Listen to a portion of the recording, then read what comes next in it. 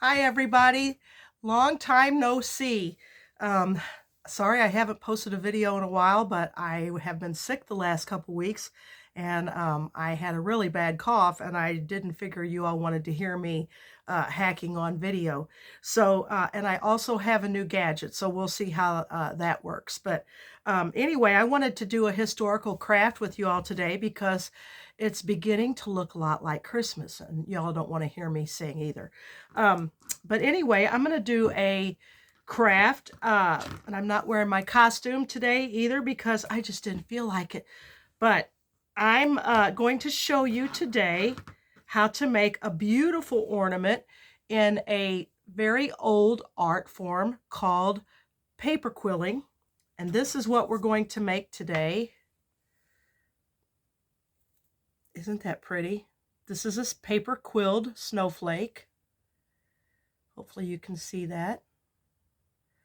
And this is what we're going to make today. And I made a few others.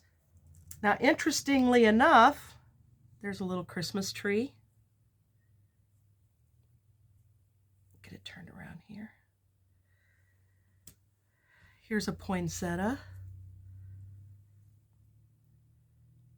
Now, the cool thing is, I bought a Christmas magazine. This is my favorite one. Ta-da! It's a wreath. I bought a Christmas magazine several years ago at Barnes & Noble. I love to buy magazines from the UK because their magazines are not full of pharmaceutical ads and stupid fluff like that. They actually have articles and crafts in their magazines. And this was a Christmas magazine that was printed in the UK that was all about, decor and it might have been even, no, I don't think it was Country Living UK, but it was a really nice Christmas magazine, and it came with this free quilling kit in it that I made these little ornaments from.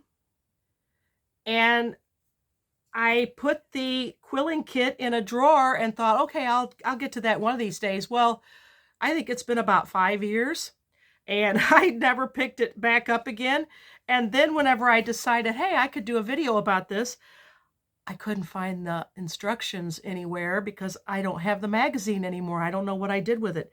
So, of course, the good old internet had the solution to all of my problems. And so I'm going to show you today how to do paper quilling. Now, a little bit of a history of paper quilling, because like I said, this is a very historical craft. It has its origins in, guess where? Ancient Egypt. Ancient Egypt did everything. But it really, really was at its height during the Renaissance in France and Italy. And it's called quilling because people would use a quill, a feather, to coil the paper around that tight end of the quill, like a goose quill. And so it was done by French and Italian nuns. And what they would do is they would roll strips of paper into these different shapes. And you can see there's 3 different shapes on this one I'm going to show you how to do today. This is very simple. But you have this marquee right here in the middle. You have a V scroll, which is right there. And then you have a teardrop. And they would roll paper in all these different little designs, and even more intricate than what I've got here. And then they would gild it with gold, and it looked like metal filigree. And they would do that to decorate religious objects, the fronts of altars. It's been done to decorate furniture, tea caddies. It really took off in the 18th century in England. And probably that's why it came in my Christmas English magazine. It was, like I said, started by French and Italian nuns.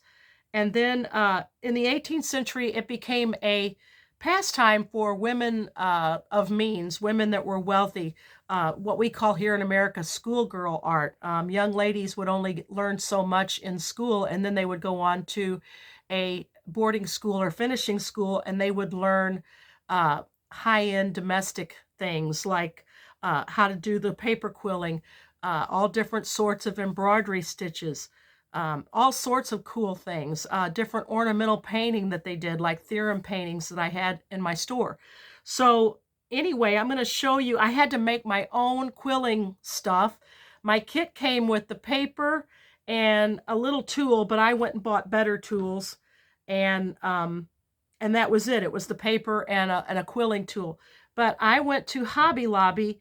Now, Hobby Lobby used to carry a whole bunch of quilling supplies, and then when I decided to do it, they don't carry it anymore.